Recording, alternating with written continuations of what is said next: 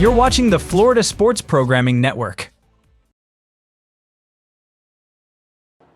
Welcome to Inside the Park, the weekly recap show for Miami-Dade and Broward High School Baseball, and it's powered by First Pitch Baseball. Today we have a player spotlight. We're at the home of the South Dade Bucks, Ray Boyd Field, and I am with the 2014 Florida State 8A champion, Erik Manoahs. Erik, welcome to the show. Thanks for having me, Muggs. Appreciate it. So, Erik, what's it like when you come back here to South Dade and you drive up the dirt road and you start remembering about that 2014 championship?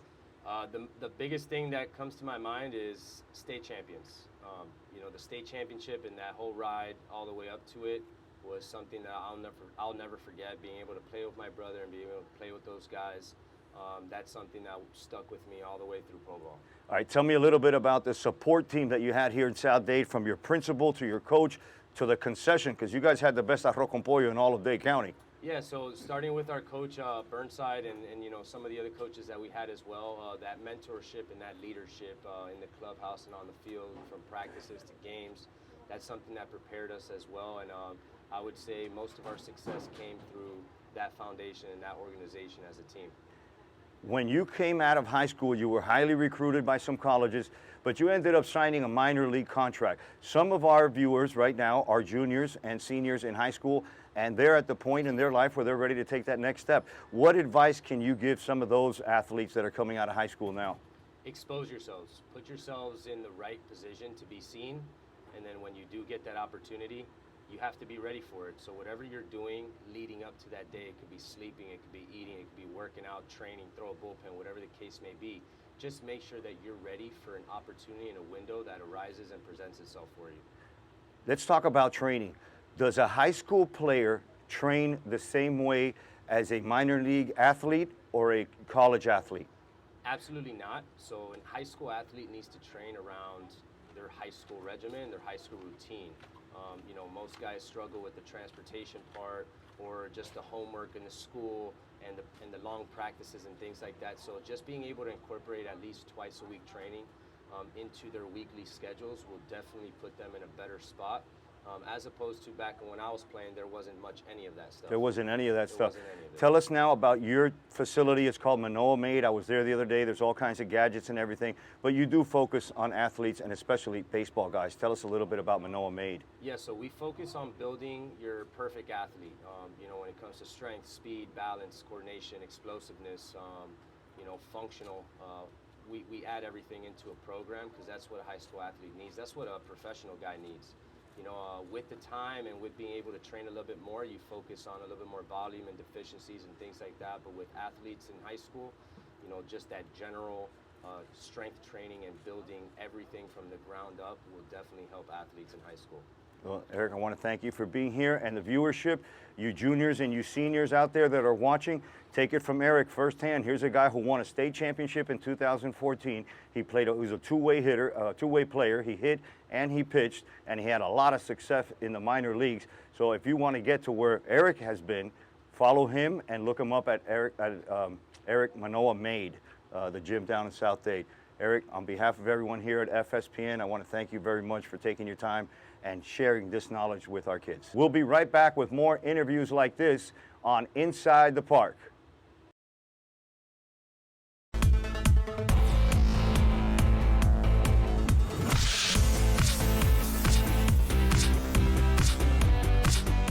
You're watching the Florida Sports Programming Network. Welcome to Inside the Park on FSPN, powered by First Pitch Baseball, your weekly recap show for Miami-Dade and Broward High School Baseball. Today on the Players Spotlight, I'm at Ray Boyd Field, the home of the South Dade Buccaneers. They were the 2014 state baseball champions in the 8A division, and I'm with one of their stars and current Toronto Blue Jay pitcher, Erik Manoahs. Welcome to the show, buddy. Thank you for having me, Muggs. Man, awesome. This is your 4th annual camp, and what a turnout, these kids. Tell me a little bit about that. Yeah, man, it's an unbelievable experience. This is the 4th year we've been able to do it, and it just feels like every year it gets better and better, and the kids get better, and the kids are more engaged, and the kids just have so much fun. And when we originally started this 4 years ago, it was to be able to give back to the community, to be able to put smiles on the kids in the community, and it just seems like every time we finish this camp, they're the ones that inspire us.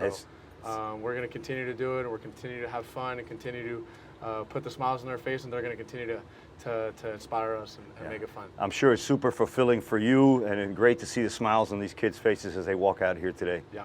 So let's talk about this behind us here, the 2014 8A State Championship. The championship you guys won here at South Dade with your brother. Tell me a little bit about that and your coach and the principal here at South Dade. Yeah, man, it was amazing. Obviously, you know, we had Javi Perez, who is a big baseball guy, and he was our principal, and he was backing us and supporting us through everything. Obviously, we had Fred Burnside, who is probably the best high school coach, Hall of Fame, in all of the land. You know, just the impact that he had on the community, on all the kids. You know, he's not one of those coaches that has 20 state championships, but he's one of those coaches where all his kids leave here and go do something amazing and successful, you know, and that's Burnside's legacy, is he turns you into a man, not just a baseball player. And then the team, of course, you know, we had my brother, we had great leadership, you know, we had a great group of seniors, and we had a great group of young guys. You know, our sophomore class was unbelievable, being able to have Gabby Cruz, Danny Vaughn, myself, being able to have, you know, Gerardo and Erik, you know, pitching, and just everybody else just playing together and having fun, man. That was the biggest thing, you know, playing together. Don't forget Gabby behind the plate. Oh, of course, of course. And Artie at second. We had an unbelievable team. Obviously, we had Erik as our superstar, and we had a bunch of pieces that just, you know, really made it better and really put the whole team as a group together. There's not one guy and then another 20 guys. We all kind of complemented each other, and that's what helped us to go on a really good run. Unforgettable memories here at South Dade Field. Your transition from high school into West Virginia, you were highly recruited. You ended up going with Coach Mazey in West Virginia. A lot of our viewers are juniors and seniors right now in high school. Tell us about what they can expect in that transition in that first year coming out of high school into college. Yeah, I mean, well, you know, for me it was a very smooth transition because of how well Burnside had us prepared. So that's the biggest thing I would say, is prepare yourself now as you're a junior and you're a senior. Your coach is telling you, hey, this is what's going to happen when you get to college, and you kind of shrug it off and you kind of go home and you kind of, whatever.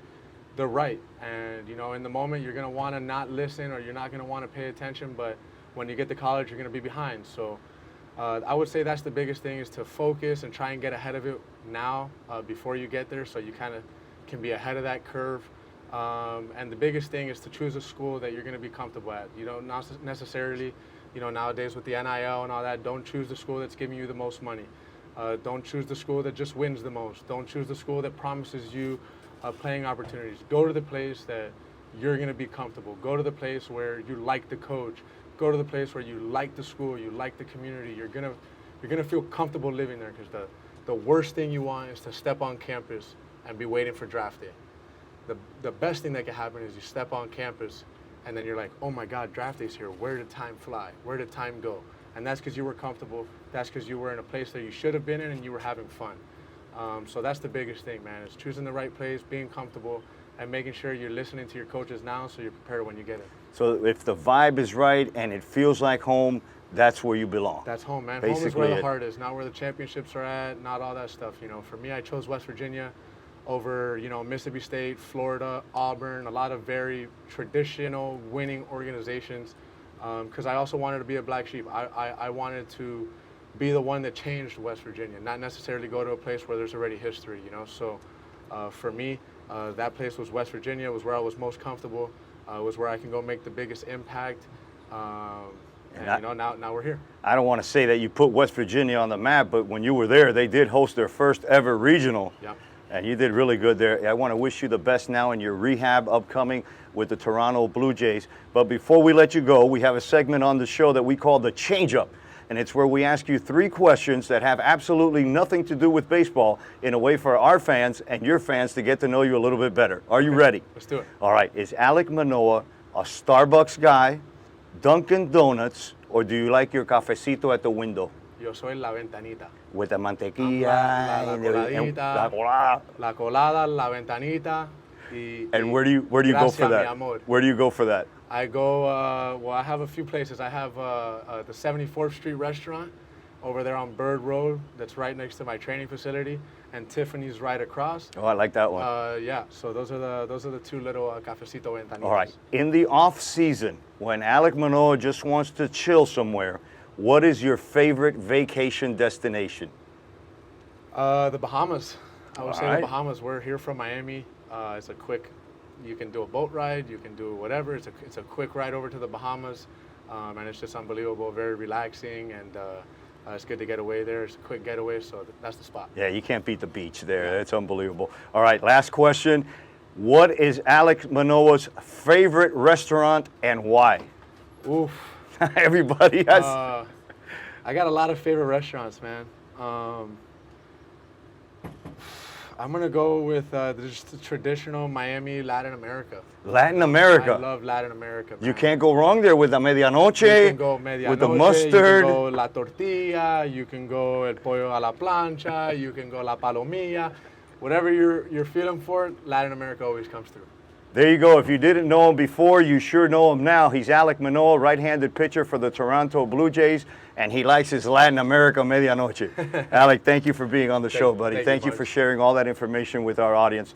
Stay tuned for more Inside the Park right here on FSPN.